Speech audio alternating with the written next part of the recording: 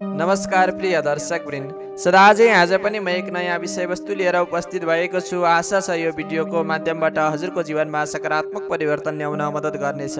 दर्शकवृन्द, यदि हजुरहरू नयाँ हुनुहुन्छ भने यस्तै भिडियोहरू हेर्न र सुन्नका लागि हाम्रो च्यानललाई सब्स्क्राइब गर्न नबिर्सिनुहोला। आउनुहोस् दर्शकवृन्द, अब आजको विषयवस्तुतिर लागौँ। कुनै एक सुन्दर गाउँमा एकजना बुद्धिमान र मेहनती बाआमा बस्थे। उनीहरू सधैँ मेहनत, इमान्दारी र संस्कारमा विश्वास राख्थे। बिस्तारै उनीहरूको उमेरले साथ छाड्न थाल्दै थियो। शरीर पनि कमजोर हुँदै थियो अनि बुढेसकालको ढोका ठोकिन थालेको थियो। यति बेलासम्ममा उनको मनमा एउटै चाहना बाँकी थियो, आफ्ना 4 छोरालाई एउटा अमूल्य पाठ सिकाएर साँचो ज्ञान दिएर यो संसारबाट बिदा हुने। त्यसैले उनले एक दिन 4 जना छोराहरूलाई बोलाएर आफ्नो अगाडि राखे। बाउको बोलावटमा कोही छोराले पनि इन्कार गरेनन्। सबैजना अनुशासित मुद्रामा बाउको छेउमा उभिए। बाउले भने, छोराहरू, अब मेरो समय सकिँदैछ। म र तिमीहरूकी आमा अब 4 वर्षको तीर्थयात्रामा निस्किन लागेका छौँ। त्यसपछि हाम्रो जीवनको अन्तिम अध्याय सुरु हुनेछ। तर जानु अघि म तिमीहरूलाई केही दिनेछु, जुन चिज तिमीहरूको लागि केवल बिउ मात्र होइन, जिन्दगी बुझ्ने एउटा राम्रो अवसर पनि हो। त्यसपछि उनले 4 जना छोराहरूलाई एक मुठी फुलको बिउ दिए। केही नबोली भने, यो बिउ म फर्किँदा फिर्ता चाहन्छु, तर याद गर, के दिन्छौ भनेर चाहिँ सोध्दिनँ, तर मैले तिमीहरूबाट के लिन्छु भनेर निर्भर तिमीहरूको सोच र कर्ममा हुनेछ। यति भइसकेपछि जेठो छोरो स्वभावले अलिक लापरवाह र कम सोच्ने थियो। उसले हातमा बिउ पाउँदा नै ठट्टा गर्दै भन्यो, बुढाले त के बहुमूल्य कुरा दिन्छन् भनेर सोचेको, यत्रो नचाहिने झ्याउरे बिउ पो दिए। अनि त्यो बिउ उसले फोहोरमा फालिदियो। अब माइलो छोरा बाबुको आदेशप्रति आज्ञाकारी थियो। उसले बिउ घरमा लिएर गयो अनि श्रीमतीलाई दिँदै भन्यो, बुबाको सन्देश छ, यो सुरक्षित राख। बुहारीले पनि ससुराले दिएको नासो ठानेर कपडामा पोको पारिन् र पूजा कोठामा एउटा पुरानो ढोका नखुल्ने दराजभित्र थन्काइन्। बेला पर्दा, आवश्यक पर्दा झिकेर दिन्छु भन्ने सोचमा। अब साइलो छोरा अलिक व्यवहारिक र व्यावसायिक दिमागको थियो। उसले बिउलाई हेर्दै मनमा योजना बनायो, 4 वर्षसम्म राखेर के गर्नु, बरु बजारमा बेचेर केही पैसा कमाउँछु। बुबा फर्किँदा नयाँ बिउ किनेर फिर्ता देऊला भनेर उसले त्यसैले त्यो बिउ चाहिँ बेचिदिने निर्णय गर्यो। ल बजारमा गएर बेचिदियो अनि त्यसबाट आएको पैसा आफ्नो काममा लगायो। अब सबैभन्दा कान्छो छोरा बाउको कुरा गहिराईमा बुझ्ने स्वभावको थियो। चाहिँ उसले सोच्यो, बुवाले दिएको यो सानो बिउ सामान्य देखिए पनि यसमा कुनै ठुलो कुरा लुकेको हुनुपर्छ। उसले त्यो बिउलाई माटोमा रोपेर त्यसलाई स्याहार सुसार गर्यो। पानी पनि हालिरह्यो, घाम छायाको सन्तुलन पनि मिलायो। त्यसको केही समयमा नै बिउ बढ्दै गयो र ठुलो पनि भयो। त्यसपछि फुल फुल्न थाल्यो। त्यसै गरी 4 वर्षसम्ममा त उसले त्यो फुललाई सार्दै बगैँचा नै बनाइसकेको थियो।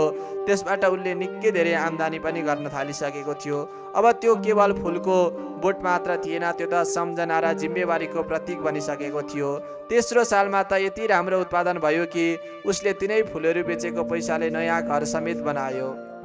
जब 4 वर्ष बितिसक्छ तब उनीहरूका बाउ तीर्थयात्राबाट फर्किन्छन्। घर आइसकेपछि फेरि उनले 4 भाइ छोराहरूलाई बोलाएर आफूले राख्न दिएको फुलको बिउ माग्छन्। तब जो जेठो छोरो थियो, जसले फुलको बिउ फोहोरको टोकरीमा फ्याँकिदिएको थियो, उसले त बाउले बिउ दिएका थिए भन्ने कुरा नै बिर्सिसकेको रहेछ। बरु उसले त झर्किँदै भन्छ, दुष्ट बुढा, सुनचाँदी राख्न दिएका थियौ र आज माग्छौ? त्यस्तो जाबो फुलको बिउ त कता गयो कता, के अहिले आएर माग्छौ? जेठो छोरोले यसो भनेपछि माइलो छोरोसँग फुलको बिउ माग्छन्। माइलो छोरोले कपडामा पोको पारेको बिउ निकालेर लौ लिनुहोस् भन्दै बाउको अगाडि राखिदिन्छ। यसो बिउ हेर्छन् त 4 वर्षमा त त्यो बिउ सडेर धुलो पिठो बनिसकेको थियो। त्यो बिउलाई माटोमा छरे पनि उम्रेन सक्ने शक्ति नै थिएन। त्यसपछि बाउले साइलो छोरालाई डाक्छन्। साइलो छोरो हतार पसलमा त्यो फुलको बिउ किन्न जान्छ, जहाँ उसले 4 वर्ष पहिले त्यो बेचेको थियो। तर अहिले पसलमा त्यो फुलको बिउ आएको रहेनछ। उसले 50 रुपियाँ बाउको अगाडि राख्दै भन्छ, यही हो तिमीले दिएको बिउ बेचेर आएको पैसा। यसपछि अब पालो कान्छो छोराको थियो। कान्छो छोराले बाउको हात समातेर आफ्नो नयाँ बनेको घर देखाउँदै भन्छ, ऊ बुवा, हेर्नुहोस्, तपाईँले दिएको बिउ त्यही बिउबाट फुलेका फुलहरू बेचेर बनेको घर हो त्यो। बुवा छक्क पर्छन्। फेरि कान्छो छोराले घर अगाडिको बारीमा फुलिरहेको रङ्गीन फुलहरू देखाउँदै भन्छ, अरू चाहियो भने बारीमा फुलिरहेका छन् र त्यतिले पनि पुगेन भने हिँड्नुहोस्, घरभित्र भकारीमा जहाँ जम्मा गरेर राखेको 2 क्विन्टल जति ताजा बिउ पनि छ। यी सबै कुरा अन्य भाइहरूले पनि सुनिरहेका थिए। 4 वर्षको अवधिमा अरू 3 भाइको अवस्था जस्ताको त्यस्तै थियो, तर कान्छोको आर्थिक मात्र होइन, सामाजिक प्रतिष्ठा पनि गाउँभरि नै फैलिरहेको थियो।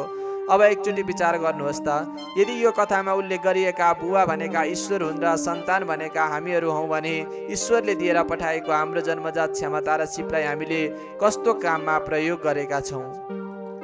कसैले यो कथाको जिठो छोराले जस्तै चिन्दै नचिनेखेर फालिरहेका हौँला, कसैले माइलो छोराले जस्तै यत्तिकै प्रयोगै नगरी साँचेर राखेका हौँला, कसैले साइलो छोराले जस्तै आफ्नो कला र क्षमतालाई राम्रोसँग ननिखारिकनै नफुलाइकनै सस्तो मोलमा बेचिरहेका हौँला।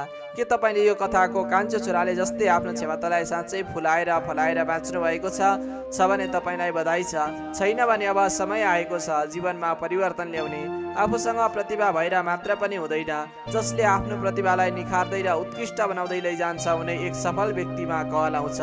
यो संसारमा प्रतिभाशाली व्यक्तिहरू त धेरै छन्, तैपनि उनीहरू सफल छैनन्, किनकि उनीहरूले आफ्नो क्षमतालाई चिनेका नै छैनन्।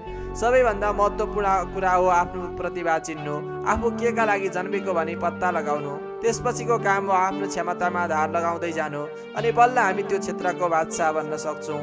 ईश्वरले सबैलाई जन्मिँदाखेरि नै केही न केही गिफ्ट दिएरै पठाएका हुन्छन्। पहिले त्यसलाई चिन्नु अनि मलजल गर्नु नै हामीलाई सफलताको मार्गमा डोर्याउँछ। जीवनमा सबैलाई अवसर दिन्छ, तर त्यसलाई कसरी प्रयोग गर्ने भन्ने कुरा हाम्रो सोच, व्यवहार र कर्ममा निर्भर हुन्छ। केहीले त त्यो अवसरलाई गुमाउँछन्, केहीले झकझक्याउँछन्, केहीले व्यापार गर्छन्, तर असल विजेता उही हुन्छ जो त्यो सानो अवसरलाई हुर्काएर जीवनमै परिवर्तन ल्याउँछ। दर्शकवृन्द, हजुरहरूलाई आजको यो भिडियो कस्तो लाग्यो त? यदि हजुरहरूलाई राम्रो लाग्यो भने भिडियोमा लाइक गर्न र साथीहरूलाई सेयर गर्न नबिर्सिनुहोला।